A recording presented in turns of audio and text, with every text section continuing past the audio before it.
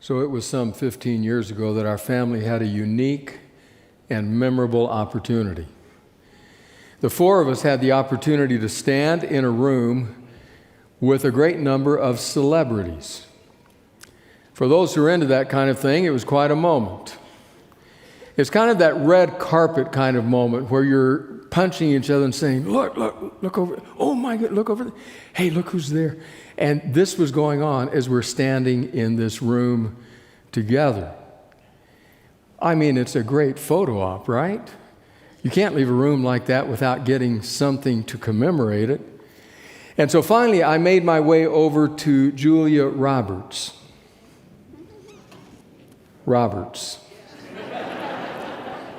I mean, we've got to be like cousins, right? I mean, we must be somewhere. Made my way over to Julia Roberts, and I stood beside her, and I kind of put my arm on her shoulder, and Anita took a picture. I've shared this with a few of you, so you know I'm telling the truth. Anita took a picture, quite a memorable picture. For those of you who are doubters, because I can see it on some of your faces, look at the picture. This is Randy Roberts and Julia Roberts. You're duly impressed, aren't you? You thought I was just telling you a story. So when we were done with Julia Roberts, then we started looking around at other parts of the room, and it was just amazing. There was Brad Pitt and George Clooney. Kind of bothered me a little bit. Anita spent quite a bit of time over in that part of the room, but anyway, I digress. So this is just this really remarkable experience. We're standing there after a few minutes, and I told our kiddos who were younger at the time, I said, I want you to just look around for a minute. Just look around and take in the room. Because if you look carefully, you will see that the four of us are the only living beings in the room. We were in London at Madame Tussauds Wax Museum. And we looked around in that moment, and it was true. We were the only living beings in the room. It was a rather strange feeling to see all of these people who were just empty shells. Ezekiel will refer to that today, except he will refer to it with this line: there was no breath in them. Now, when we left Ezekiel last week, he left us with it echoing in our ears, the dream God has for his people. That dream where God says, I will gather you and I will bring you home to myself. I'll take that stony, stubborn heart and I'll replace it with a tender, responsive heart. And then you will be my people and I will be your God. That's God's dream. Interestingly enough, now, many chapters later in Ezekiel, he repeats the same thing almost verbatim, the same dream, the same desire that God has. But then comes today's passage. It's maybe the best known passage in all the book of Ezekiel, Ezekiel 37, the valley of the dry bones. Now, in order to enter that valley and enter it with some of the sensation that Ezekiel must have had, I'm going to take you to one other place first. It was a fall day, not unlike this beautiful fall day. It was a fall day when Anita and I walked onto the grounds of this particular place.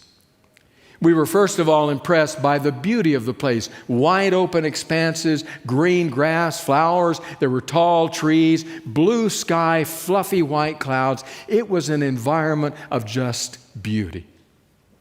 But immediately on the heels of the beauty came a sense that I can best describe as abhorrence, revulsion. Because we were stepping on the terrain of a place called Auschwitz, or more accurately, Auschwitz-Birkenau. We were there looking at what had been such a diabolical, devastating place to so many. As we walked onto the grounds, and I'm going to show you some of the pictures from that day, the first thing we noticed was that infamous, made so by Hollywood and other pictures, arriving point of the trains passing through this building and then going to the other side, which you'll see in the second picture, of the place where the trains disgorged their cargo. A bit far in the distance there, you see a crowd of people gathered all along this area. The Nazi guards would storm through the crowd, dividing them, separating them. Women and children over here, men and boys over here. Boys, you come over here too. You can work. You get in that line. And then they would drive them to the showers. The next picture, you will see the pathway that led to the showers. These were, we wondered, what exactly is this? It looks like a broken down building. Well, it simply was a place of showers and crematoria that the Nazis, once they realized the war was lost, tried to blow up to help cover their tracks. Leading right up to it in the next frame was the pathway trod by not tens of thousands, but hundreds of thousands of feet toward that blown up crematoria. And then, still standing there in the next frame, is one of the showers that was crammed with people. And then the final frame, a couple of the ovens that still stand. By the time you're done walking through that place, your mood is profoundly somber. It's devastating to think what happened there. That feeling that you have now of that devastation is probably not unlike what Ezekiel felt. Felt about his people. Felt about those who survived, who were forebears of the ones who died at Auschwitz. Ezekiel's people have been decimated, devastated, destroyed. And they're in, the ones who still live, they're in exile, that living death. Exile. I want to read to you the words of the Jewish scholar Tamara Eskenazi as she reflects on what exile actually means. Eskenazi writes, exile, it is not simply being homeless. Rather, it is knowing that you do have a home, but that your home has been taken over by enemies. Exile. It is not being without roots. On the contrary, it is having deep roots which have now been plucked up. And there you are with roots dangling, writhing in pain, exposed to a cold and jeering world, longing to be restored to native and nurturing soil. Exile is knowing precisely where you belong, but knowing that you can't go back. Not yet. Exile. That's where God's people are, the ones who have survived the scourge of the marauding Babylonian forces. And that sets the stage to follow Ezekiel not into an extermination camp, but into a valley of dry bones. Ezekiel, the 37th chapter, tells the tale. Beginning with verse 1, it says, "The hand of the Lord was on me, and he brought me out by the Spirit of the Lord and set me in the middle of a valley. It was full of bones. He led me back and forth among them, and I saw a great many bones on the floor of the valley, bones that were very dry. He asked me, 'Son of man, can these bones live?' I said, 'Sovereign Lord, you alone know.'" It's as though Ezekiel is taken by the hand, and the Spirit of God leads him up and down the pathways through the dry, the decimated, the desiccated bones. He's a priest. He's not to have contact with death, and yet now death and its evidence is on every hand as he paces back and forth among all the bones. And then comes God's searching question, "Ezekiel, can these bones live?"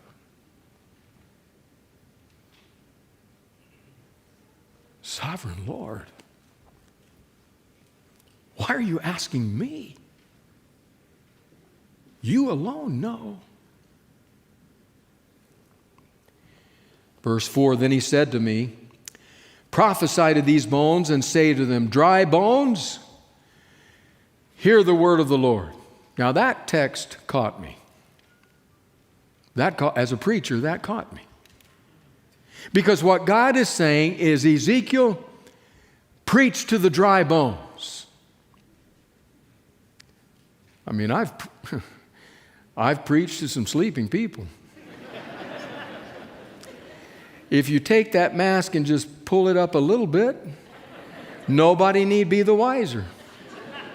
I remember in my first church out of college, had a gentleman, he sat right back about here. It was easy to spot him between he and the three others who were there. He sat right back about here, and he slept through virtually every sermon. I don't mean he slept as in, doing that and fighting it. I mean he slept as in head back, mouth open. I mean, I'm preaching here, sound asleep. And then at the end of the service, he would meet me at the back door. He would shake my hand. Pastor, that was the best sermon. I didn't say it, but I wanted to say, what else are you lying about? I think the quality of the sermon was determined by the quality of the nap.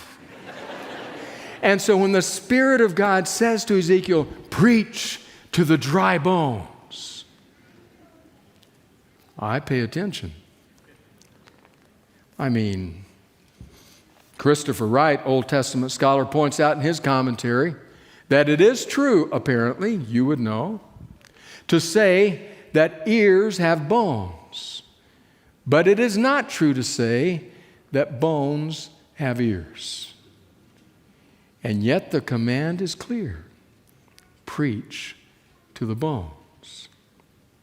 Verse 5, this is what the sovereign Lord says to these bones. I will make breath enter you, and you will come to life.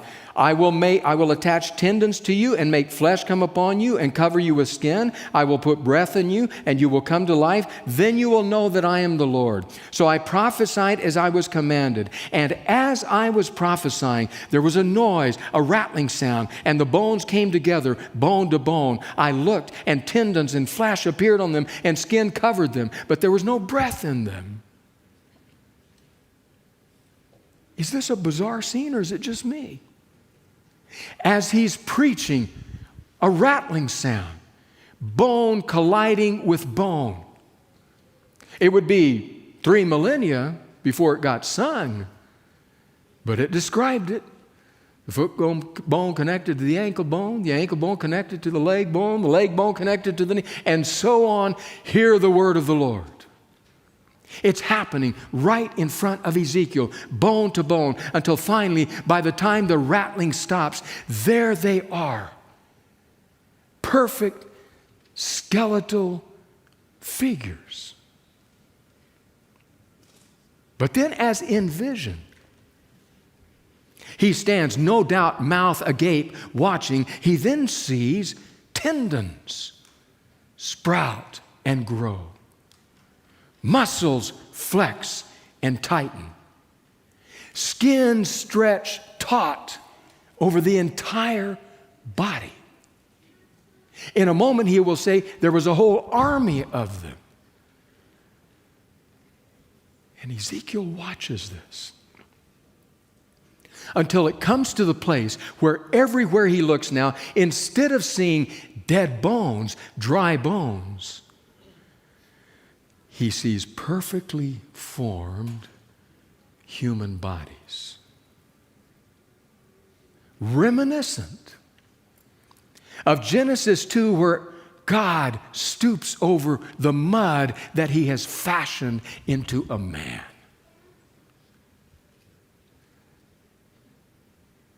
It's tempting. It's tempting to leave it right there, isn't it?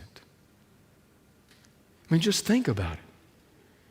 What moments ago was a scene of utter cataclysmic devastation now is a scene of perfectly structured, perfectly formed, perfectly filled out human bodies.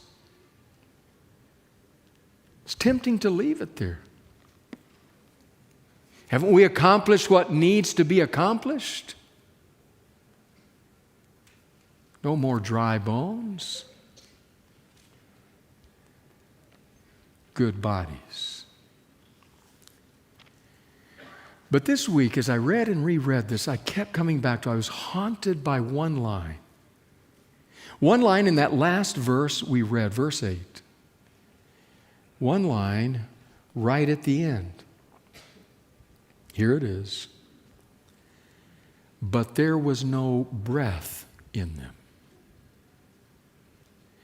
There was no breath in them. So just like that, with all these perfectly formed bodies, we step into Madame Tussauds wax museum. Empty shelves. There was no breath in them. But it's tempting to leave it there. We've set up the structure. We've created the formats. We have the papers done. We're all good. You might have encountered this. You might have encountered this at some point driving up to the house of new friends. You drive up, look at the house from the outside, admire the beautiful architecture. You walk in, you see the fine furnishings, the exquisite taste reflected in the artwork on the walls. You spend a couple of hours with them, but when you walk away, there's a question haunting you. Just the way it unfolded. Is it an empty shell? Structure, but no beating heart? You might have felt it with a person.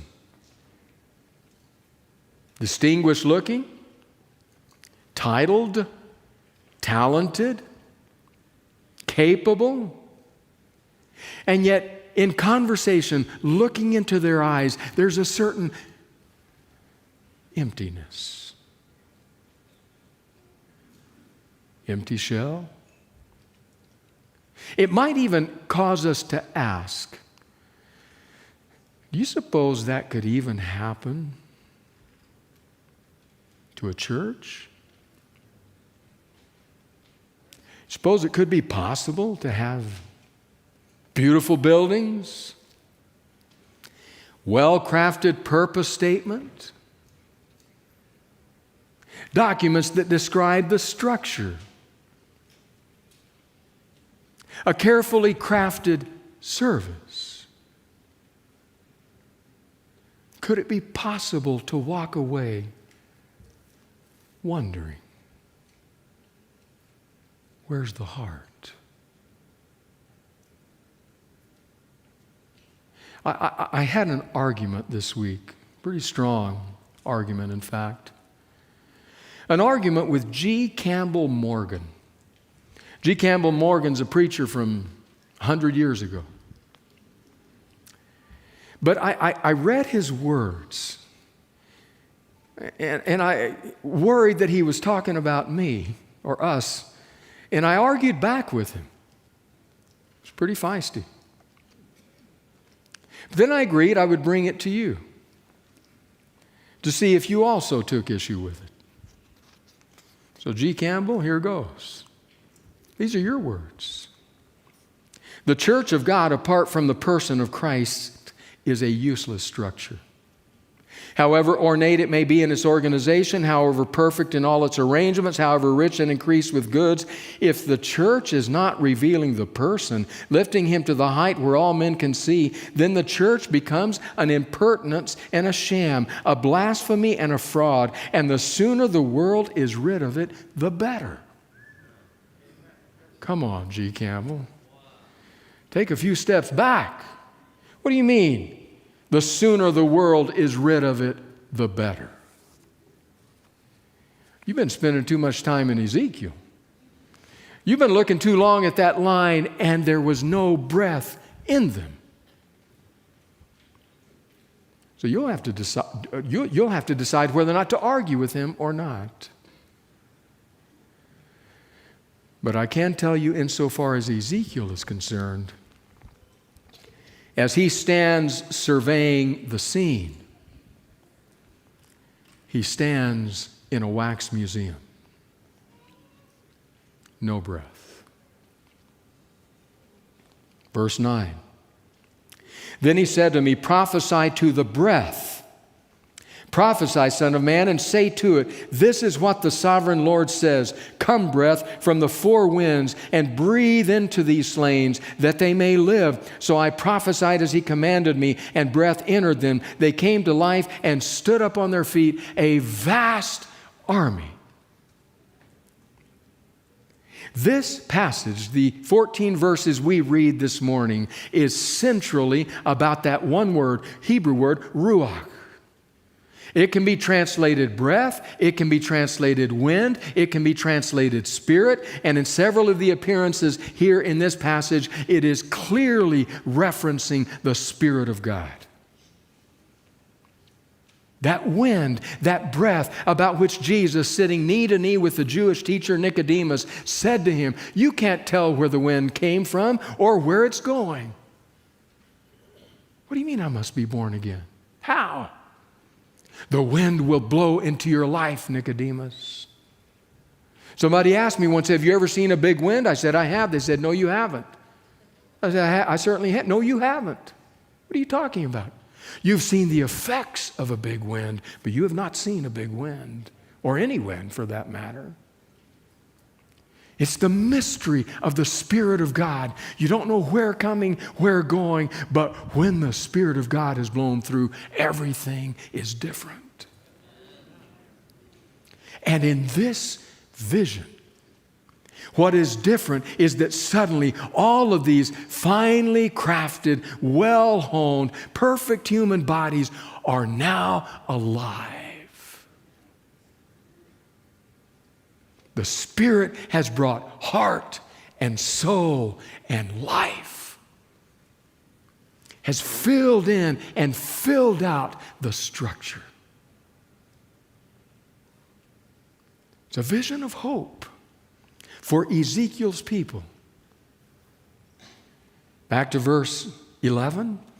Then he said to me, Son of man, these bones are the people of Israel. They say our bones are dried up and our hope is gone. We are cut off. Therefore prophesy and say to them, this is what the sovereign Lord says. My people, I'm going to open your graves and bring you up from them. I will bring you back to the land of Israel. Then you, my people, will know that I am the Lord when I open your graves and bring you up from them. I will put my spirit in you and you will live, and I will settle you in your own land. Then you will know that I, the Lord, have spoken, and I have done it, declares the Lord.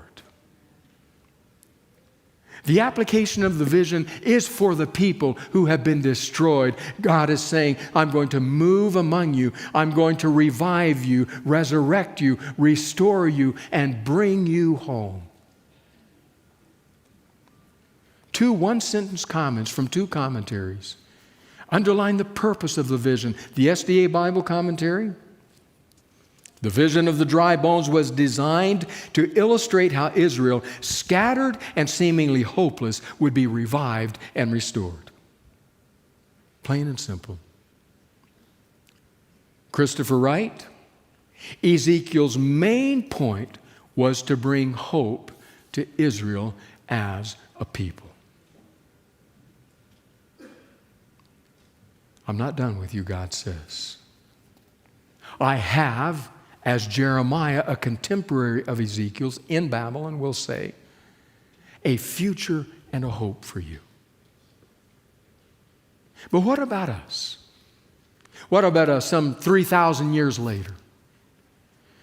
What do the dry bones mean to us? I wonder if it were possible. I wonder if Ezekiel were to stand here and speak to us, what he might say.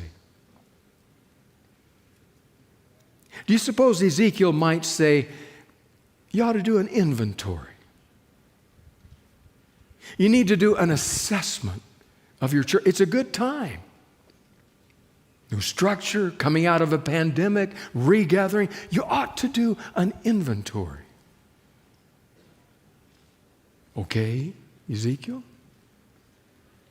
Well, I'll tell you, I love my church. I love my community of faith. I love the children, the youth, the young adults that bring to us energy and vibrancy and a focus on the future. I love the senior citizens who bring to us wisdom and experience. I love all the rest of us who bring different gifts and abilities to the body of Christ. I love the people of this community. I love its ministries.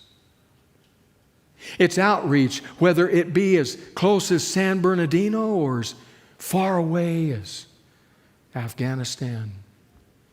I love its outreach.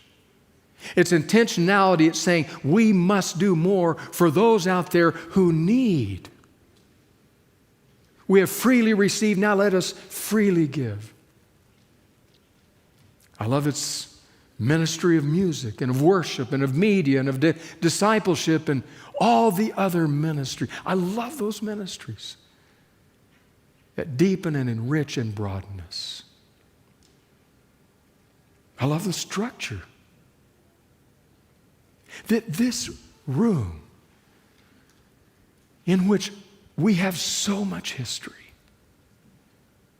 gathering week by week, month after year after decade, coming to worship God, to uplift the name of Jesus, to study His Word together, to see our children grow, to watch baptismal waters stirred. We've come to this place as well in deep grief, sorrow, tears as we lay to rest a beloved friend. So much history. I love the new structure. I love its architectural design. I love its usefulness, its effectiveness. I love the fact that I keep hearing people say, where did we do all this before? Well, we have new things. We're doing what we never could do. I love hearing that. But Ezekiel presses me. That's good, Brandy. Beautiful structures, a beautiful body, a lot of people, many ministries. But tell me about its heart. After spending time this week with Ezekiel, here's what I have concluded. Nothing. No building, no structure, no program, no matter how perfect, can ever replace the power of the Holy Spirit. Nothing. Be grateful for and celebrate what God has been gracious enough to give us. But keep perspective. That if we come to depend too much on that, Ezekiel can write an epitaph over our grave that says, no breath in them, wax museum. Because nothing, no building, no structure, no program, no matter how perfect, can ever replace the power of the Holy Spirit of God. And when that wind blows into us, whether it be us as individuals, us as families, us as small groups, or us as an entire community, it tends to upset the apple cart. Turn things a bit upside down.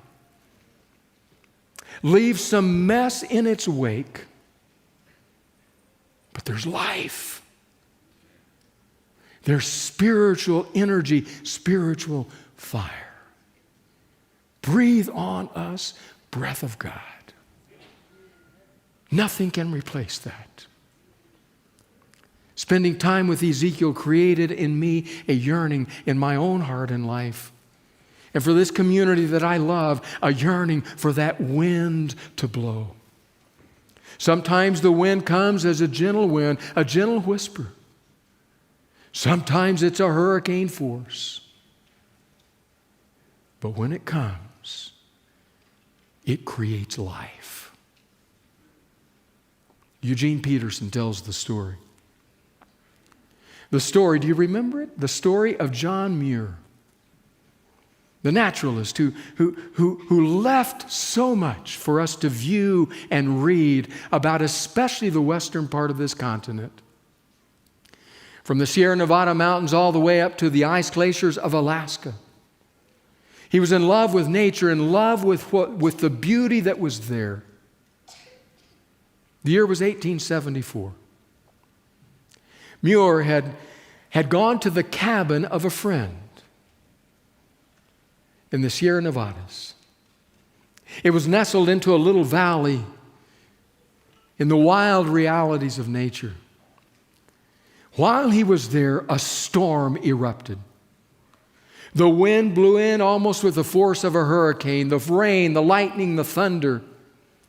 It was bending the trees, the mighty trees. It's just the kind of context and situation where you do what is the most natural thing to do. You throw another log on the fire, you brew a pot of hot tea, you get 2 or 3 blankets, you sit beside the fire, and you wait for that wind to blow itself out. Which is precisely what John Muir did not do. No. Muir walked out of the cabin, walked into the storm, climbed a nearby ridge, found a tall tree that was bending in the wind, and climbing up into its branches, he grabbed on and faced into the wind as that hurricane force burst upon him. He watched the kaleidoscope of color. He listened to the cacophony of sound as he experienced the grandeur and the majesty and the power, unbridled power of nature. Creates a yearning in me for the wind of Ezekiel's spiritual God to blow. And instead of running from it, instead of hunkering down and waiting for it to pass, to join you, to go out into the midst of it, and to watch what God does.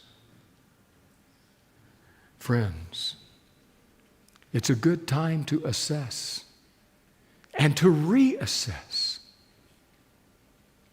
God has blessed us. And let there be no doubt of our gratitude for that. But friends, we don't want a wax museum. That's the last thing we want. We want human people vitalized, revitalized, resurrected by the Spirit of God. I want to invite you this morning, if you would like to pray with me, that the spiritual wind of the Holy Spirit might blow in your heart, in your family, in our community. Would you be willing to kneel with me in prayer?